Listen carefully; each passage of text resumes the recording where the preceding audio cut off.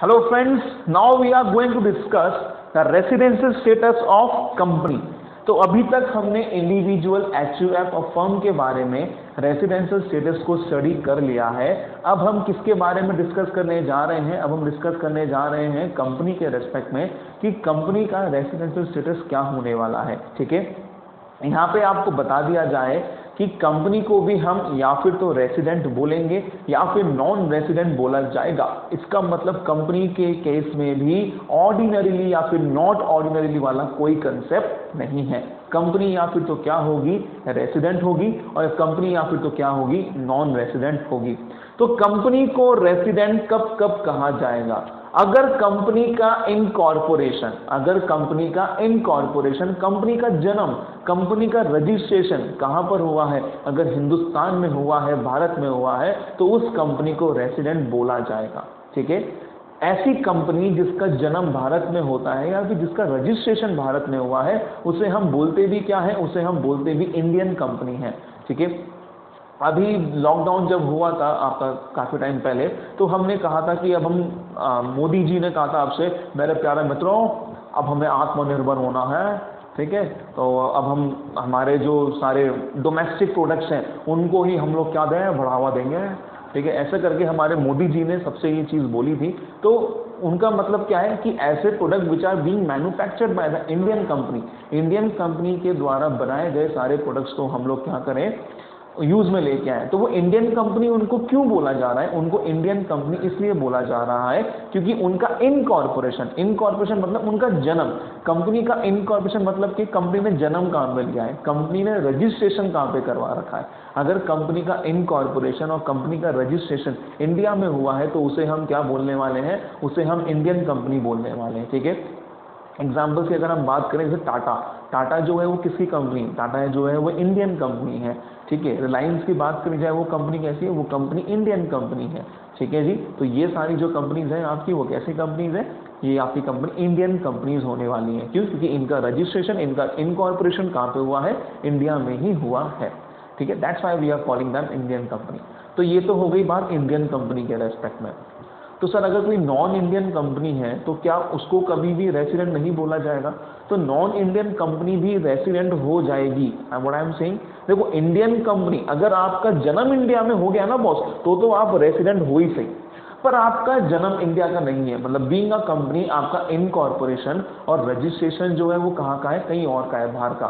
तो क्या उस कंपनी को कभी भी रेसिडेंट नहीं बोला जाएगा? तो रुको, अगर एक ऐसी कंपनी जिसका रजिस्ट्रेशन कहाँ पे हुआ है, इंडिया के बाहर, या फिर जिसका जन्म कहाँ पे हुआ है, इंडिया के बाहर हुआ है, पर अगर उसकी क्या चीज, उसका प्लेस ऑफ इफेक्टिव मैनेजमेंट कहां पर है, इंडिया में है किसी भी समय, तो place of effective management in that year is in India. In that year का मतलब क्या, हमारा रिलेवेंट प्रीवियस ईयर में। तो अगर एक ऐसी कंपनी जिसका प्लेस ऑफ इफेक्टिव मैनेजमेंट उस रिलेवेंट प्रीवियस ईयर में कहां पे हुआ है, इंडिया में हुआ है, तो उस कंपनी को भी क्या बोला जाएगा, फिर रेसिडेंट बोला जाएगा। उस कंपनी को भी आप लोग क्या बोलेंगे, रेसिडेंट बोलेंगे हम लोग। ठीक है, तो देखो पहली लाइन अगर मैं बोलूं, ऐसी कोई सी भी कंपनी जिसका इनकॉर्पोरेशन कहां पे हुआ है, इंडिया में हुआ है, तो वो तो रेसिडेंट है ही सही, उसको हम क्या बोलते हैं, इंडियन कंपनी। ठीक है, अब भले ही इंडियन कंपनी का प्लेस ऑफ इफेक्टिव मैनेजमेंट कहीं बाहर हो, पर उससे हमें फर्क नहीं है, अगर आप इंडियन कंपनी हो तो हम आपको रेसिडेंट बोलेंगे ही बोलेंगे। पर एक ऐसी कंपनी जो इंडियन कंपनी नहीं है, मतलब कि नॉन इंडियन कंपनी, अगर उसका प्लेस ऑफ इफेक्टिव मैनेजमेंट कहां पर है जी, इंडिया में है, तो उसको क्या बोला जाएगा, उसको बोला जाएगा आपका क्या, रेसिडेंट बोला जाएगा। तो मैं आपको सिंपल सी एक चीज बोलता हूं, यहाँ पे रेसिडेंट बनने के लिए आपको दोनों में से एक या दोनों शर्तें, अगर आप कोई सी भी एक शर्त या फिर अगर आप दोनों शर्त पूरी करते हो तो आप रेसिडेंट कहलाए जाओगे कंपनी के रेस्पेक्ट में। ठीक है, एनी ऑफ द फॉलोइंग या बोथ ऑफ द फॉलोइंग, अगर आप दोनों में से कोई सी भी एक या फिर आप दोनों ही कंडीशंस को फुलफिल करते हैं जनाब, तो आप क्या कहलाए जाएंगे, आप लोग रेसिडेंट कहलाए जाएंगे। सर पहली शर्त क्या है, इनकॉर्पोरेशन इंडिया में हुआ हो। ठीक है जी, दूसरी शर्त क्या है sir, place of effective management उस साल में इंडिया का हो। सर ठीक है, अब कोई सी भी कंपनी पकड़ लो आप, बात करते हैं हम रिलायंस की, कि रिलायंस इंडियन कंपनी है, हाँ पहली शर्त पूरी कर दी, रेसिडेंट हो गई। सर दूसरी भी चेक कर लो, चलो कर लेते हैं, कोई दिक्कत नहीं है। Place of effective management, Ambani साहब जो है वो कहाँ पर है, इंडिया में। सारे जो डिसीजंस हैं उनके की मैनेजमेंट और जो आपके कमर्शियल डिसीजंस हैं जो कि बिजनेस को चलाने के लिए बहुत ज़रूरी हैं, वो सब कहाँ पे लिए जा रहे हैं, वो सब इंडिया में लिए जा रहे हैं। ठीक है, तो रिलायंस जो है वो कैसी कंपनी हो गई, रेसिडेंट कंपनी हो गई। फिर वो क्लियर है ये, यस और नो? ठीक है, ऐसे ही आपके कुछ एग्जांपल लेते हैं। कोई कंपनी है ऐसी जिसका इनकॉर्पोरेशन तो इंडिया का है बट इफेक्टिव मैनेजमेंट कहीं और बाहर से हो रहा है उसका। ठीक है, तो उस कंपनी को क्या वो रेसिडेंट नहीं है ना? क्यों? क्योंकि उसने दोनों में से कोई सी भी एक शर्त जो है वो पूरी कर दी। ठीक है, वैसे आपके यहाँ पर कंडीशंस के रेस्पेक्ट में नहीं है, पर आपको ये चीज़ समझ में आए इसलिए मैं आपको यहाँ पे कंडीशंस के रूप में पढ़ा रहा हूँ।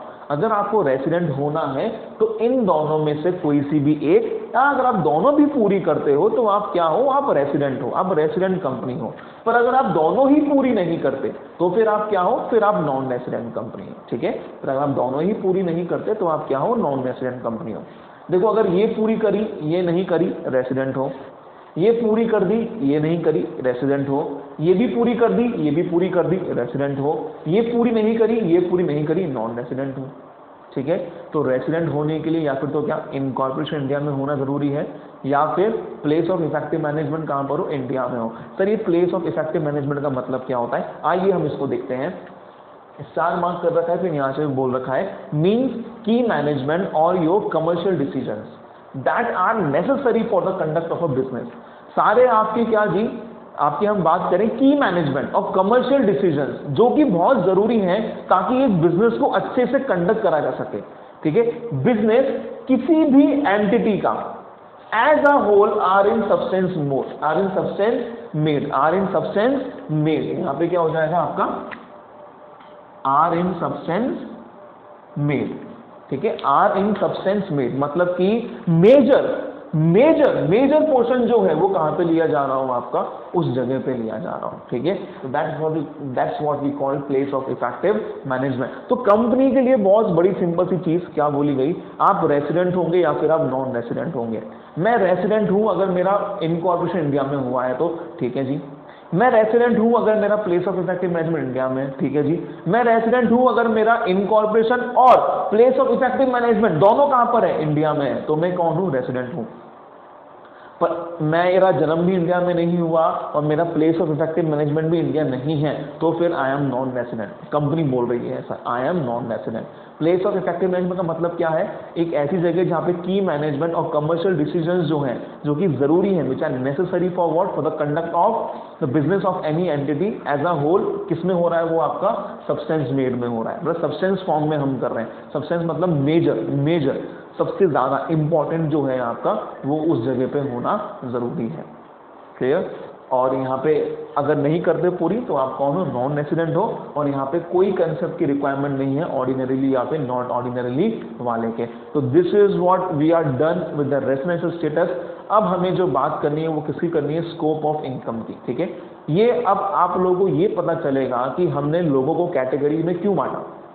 हमने क्यों कहा कि आप resident and ordinary resident of India होंगे, आप resident but not ordinary resident of India होंगे, या फिर आप नॉन रेसिडेंट होंगे। ये हमने क्यों कहा, ये हमने इसलिए कैटेगरी को, इसलिए हम लोगों को इस कैटेगरी में हमने इस वजह से बांधा है क्योंकि अब हम इनसे ये बोलने वाले हैं कि कौन कौन सी इनकम पे टैक्स आपको इंडिया में ही देना है।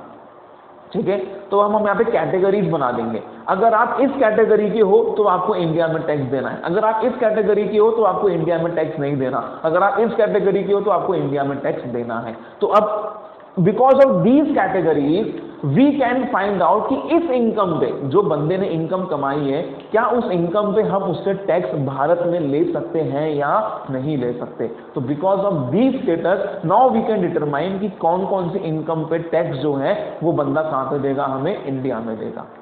ओके जी, तो this is we are complete with residential status and now we will start our scope of income which is also a part of this topic residential status. So in the next video we will be completed with our topic residential status. Thank you.